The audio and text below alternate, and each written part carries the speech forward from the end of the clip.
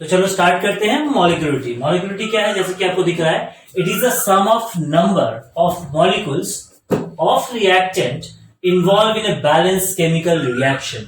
यानी एक chemical reaction है मान लो हमारे अंदर, राइट। हमें एक केमिकल रिएक्शन दिया गया है, जैसे एग्जांपल देख लेते हैं। मान लो एक केमिकल रिएक्शन है, assume let the chemical reaction is A plus B give rise C plus D। तो ये हमारे पास एक केमिकल रिएक्शन है। ओके बच्चों, अब देख लो कि इसमें कुछ इस तरह से है। तो it is the sum of number of molecules of reactant. तो इस केमिकल रिएक्शन में रिएक्टेंट कौन हो गए, ए और बी। ये क्या है, दे आर कॉल्ड रिएक्टेंट। ये हम जानते हैं, ये क्या हो गया बच्चों, रिएक्टेंट। यस, तो ये केमिकल रिएक्शन है और ए और बी क्या है, इनके रिएक्टेंट है। तो अब हमें देखना है कि मॉलिक्यूलरिटी क्या होगा। तो क्या बोला यार, देखो अब ये जो बैलेंस केमिकल रिएक्शन में ये जो नंबर ऑफ मॉलिक्यूल्स है, कितने सारे मॉलिक्यूल्स हैं रिएक्टेंट के, उसका अगर हम सम करेंगे तो that will be the molecularity of the chemical reaction. Clear हुआ, देखिए समझ में आ जाएगा। रिएक्टेंट क्या है, इस रिएक्शन में मैंने कहा था ए बी हमारा क्या है, रिएक्टेंट है। तो इसके जो सम करेंगे मॉलिक्यूल, कितने मॉलिक्यूल हैं, तो 2A में कितने मॉलिक्यूल है बच्चों, 2, राइट। और बी में कितने हैं, 1, राइट। तो टोटल सम किया हमने तो क्या आ गया, 3 आया। 2 + 1 दैट इज 3। तो इसकी मॉलिक्यूलरिटी क्या हो जाएगी, इस केमिकल रिएक्शन की 2A + B give rise C + D। अगर केमिकल इसका हम मॉलिक्यूलरिटी निकालेंगे तो that will be equal to 3 and it is denoted by n। Small n से डिनोट करते हैं बच्चों, किससे डिनोट करते हैं, स्मॉल n से। तो समझ में आया, that is n equal to 3। I hope आपको समझ में आया होगा। कुछ और एग्जाम्पल देता हूं जिससे और भी आपको क्लियर हो जाएगा। चलिए देखते हैं वो एग्जांपल्स क्या है। तो देख लीजिए कुछ एग्जांपल्स, जैसे मैंने कुछ 5 एग्जांपल्स यहां पे आपको दे रहा हूं जिससे आपको मॉलिक्यूलरिटी के बारे में पूरा नॉलेज एकदम समझ में आ जाएगा। तो चलिए पहला देख लीजिए, पहला रिएक्शन जो है PCl5 give rise PCl3 + Cl2। यानी ये एक रिएक्शन है बच्चों। फर्स्ट रिएक्शन को देखिए, यहां पे PCl ब्रेक हो रहा है PCl3 और PCl2 में। तो इस रिएक्शन में आपको पूछा है कि मॉलिक्यूलरिटी कितना है, what is the molecularity of this reaction. PCl5 give rise PCl3 and Cl2। तो बताइए आपको समझ में आ रहा है मॉलिक्यूलरिटी कैसे निकालेंगे।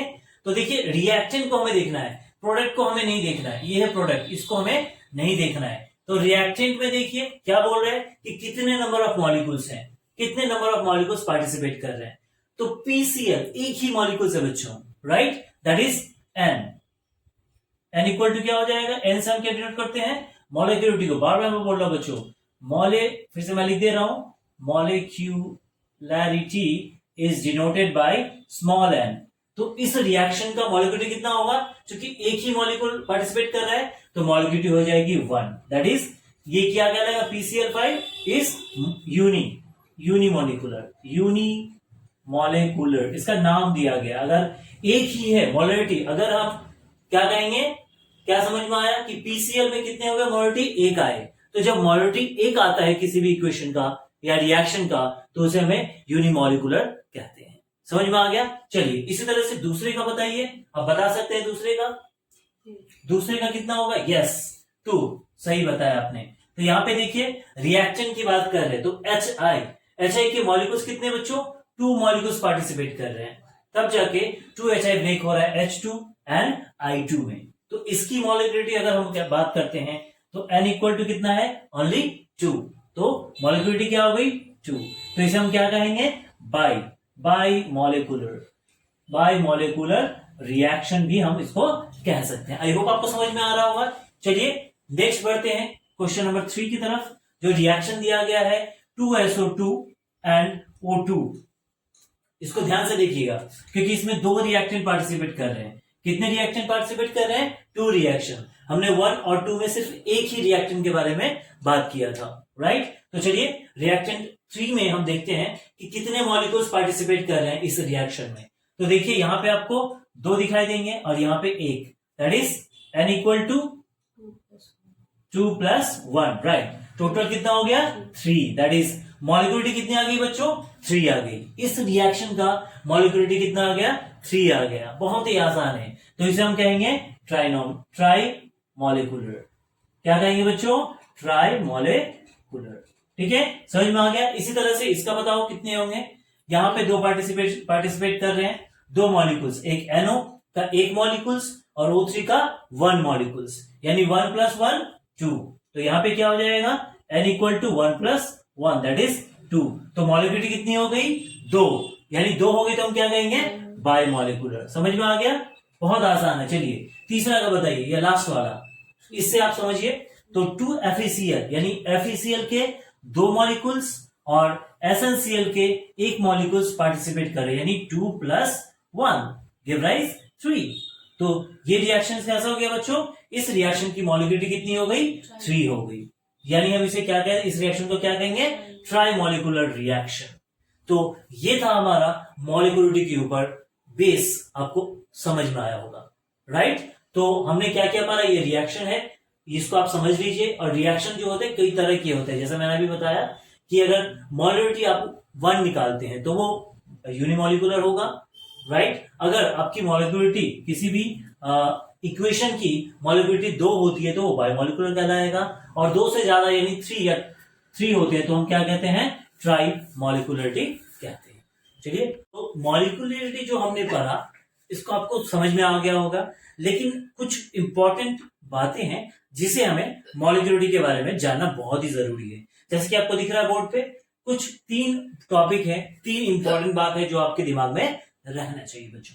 तो जैसा कि दिख रहा है molecularity is a theoretical concept. ये क्या है, थियोरेटिकल कॉन्सेप्ट है बच्चों, राइट। प्रैक्टिकली हमेशा ये नहीं होता है, कभी कभी रॉन्ग भी होता है, तो ये थियोरेटिकल कॉन्सेप्ट है। दूसरा, मॉलिक्यूलरिटी कांट बी 0। हमने अभी निकाला था मॉलिक्यूलरिटी 1 हो रहा था, ठीक है, मॉलिक्यूलरिटी 2 हो रहे थे, मॉलिक्यूलरिटी 3 हो रहा था, लेकिन तो ये क्या हो गया, ये जो मॉलिक्यूलरिटी है किसी भी केमिकल रिएक्शन का जो मॉलिक्यूलरिटी आप निकालोगे वो 0 नहीं होगा, कांट बी 0।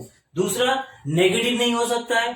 तीसरा, फ्रैक्शनल फॉर्म यानी P/Q फॉर्म में नहीं रह सकता है। ये 3 चीजें हमेशा आपको याद रखना पड़ेगा कि molecularity of a chemical reaction can not be 0, negative और fractional form. It is always present in whole number, okay. और थर्ड जो इंपॉर्टेंट पॉइंट है वो है molecularity can't be greater than 3। Yes मेरे प्यारे बच्चों, ये आपको भी याद रखना है कि मॉलिक्यूलरिटी 1 हो सकती है, 2 हो सकती है, 3 भी हो सकती है किसी भी केमिकल रिएक्शन का, लेकिन उससे ज्यादा 3 से ज्यादा नहीं हो, यानी ट्राइनोमियल मोनोमियल हो सकता है।